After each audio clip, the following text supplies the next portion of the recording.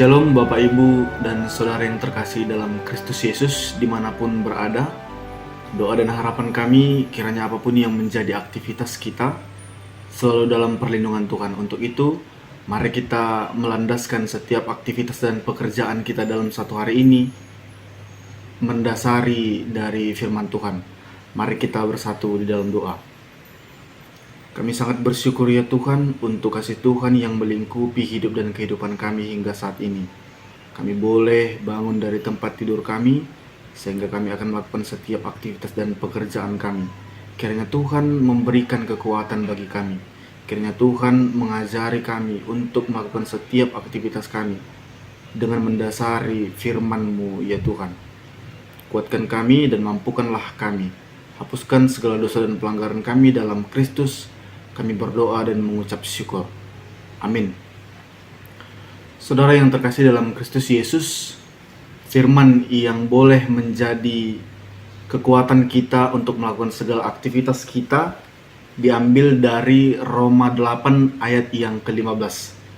Dikatakan, sebab kamu tidak menerima roh perbudakan yang membuat kamu menjadi takut lagi, tetapi kamu telah menerima roh yang menjadikan kamu anak Allah.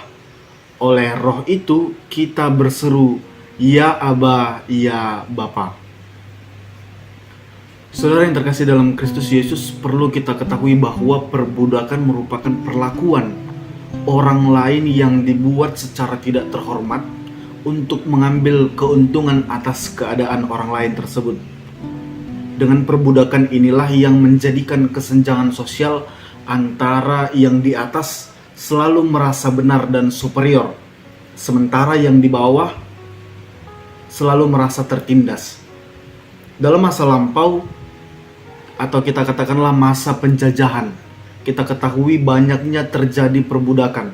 Mereka dianggap yang lemah dan kalah, kerap kali dijadikan sebagai alat untuk melakukan apa yang diinginkan oleh orang yang merasa lebih tinggi.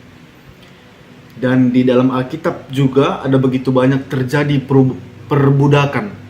Selama kurang lebih 4 abad bangsa Israel diperbudak oleh bangsa Mesir sebelum akhirnya dibebaskan di bawah kepemimpinan Musa. Dan banyak lagi perbudakan-perbudakan yang terjadi di masa lampau dengan tujuan mengambil keuntungan atas keadaan orang lain. Sementara dalam masa sekarang ini, perbudakan bukan hanya dianggap sebagai memperlakukan orang lain sesuka hati dan menjadikan orang yang lemah untuk mendapatkan keuntungan. Perbudakan yang terjadi, yang kerap kali terjadi di zaman ini adalah seseorang yang tidak menghargai adanya perbedaan. Misalnya perbedaan warna kulit, perbedaan suku, budaya, ras, dan lain sebagainya. Kita merasa bahwa apa yang ada pada kita, apa yang kita miliki adalah hal yang paling baik dan benar, serta cenderung melakukan diskriminasi dan menindas terhadap orang yang dianggap lebih minoritas. Ini menjadi tantangan untuk kita, saudara, sebagai manusia yang berakal budi. Perbudakan yang dilakukan dengan mencari perbedaan-perbedaan atas kebudayaan suku bangsa, bahkan agama, juga dapat dikatakan senjata yang paling ampuh untuk memecah belah kesatuan. Bahkan lebih mirisnya lagi, orang yang berada di dalam satu lingkungan agama juga kadangkala saling mencaci maki dan tidak menghargai perbedaan ajaran. Sementara Paulus jelas menekankan di dalam Galatia 3 ayat 28 yang mengatakan, dalam hal ini tidak ada orang Yahudi ataupun orang Yunani, tidak ada hamba atau orang yang merdeka, tidak ada laki-laki atau perempuan, tetapi kamu semua adalah satu di dalam Yesus Kristus. Sehingga apapun yang menjadi alasan dan model perbudakan dari masa ke masa dan bagaimanapun bentuknya akan selalu membawa akibat yang sama, yaitu penderitaan. Saudara yang terkasih dalam Kristus, mungkin dalam situasi yang demikian kita merasa diperbudak karena berbeda dari yang lain, atau bahkan mendapatkan diskriminasi, dan tentu kita sering mengalami ketakutan yang berlebih. Misalnya meraba-raba dalam ketidakpastian kehidupan, atau bahkan bergulat dalam rasa bersalah, mengalami ketakutan yang berlebih, atau kita merasa diasingkan dari kehidupan yang biasa dilakukan. Dalam nats kali ini mengingatkan kita melalui surat Paulus yang hendak mengatakan bahwa kita tidak lagi di dalam perbudakan.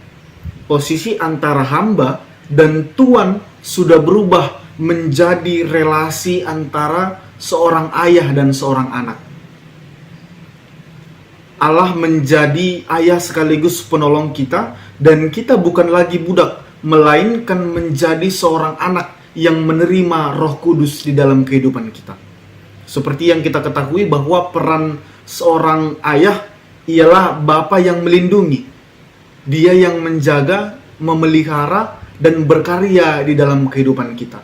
Sehingga demikian, ini menjadi bukti bahwa Allah menjadi Bapa atas semua umatnya. Maka dari itu, saudara yang terkasih dalam Kristus Yesus, mari menjalani hari tanpa rasa takut akan perbudakan yang terjadi, atas perbedaan yang menjadikan kita diasingkan dari orang lain. Karena kita harus yakin dan percaya sebagai orang Kristen, kita adalah satu di dalam Tuhan. Dan kita bukan lagi seorang budak, melainkan seorang anak yang dilindungi oleh Allah dan dipenuhi Roh Kudus. Amin. Kita bersatu di dalam doa. Kami sangat bersyukur ya Tuhan untuk firman-Mu yang telah kami perdengarkan. Kiranya Tuhan mengurapi kami, menguatkan kami untuk melakukan setiap aktivitas kami dengan dasar firman-Mu. Ampuni kami Tuhan untuk setiap kesalahan dan dosa yang kami perbuat, supaya kami layak menjadi jembatan berkat-Mu untuk orang lain, dan kami boleh mengenal Engkau lebih dalam lagi dalam hati kami masing-masing. Hidup kami, semua kegiatan kami dan pekerjaan kami serahkan ke dalam tangan-Mu. Di dalam Kristus kami berdoa dan mengucap syukur. Amin. Selamat melanjutkan aktivitas dimanapun Bapak, Ibu, dan Saudara berada. Kiranya selalu di dalam penyertaan Tuhan. Shalom.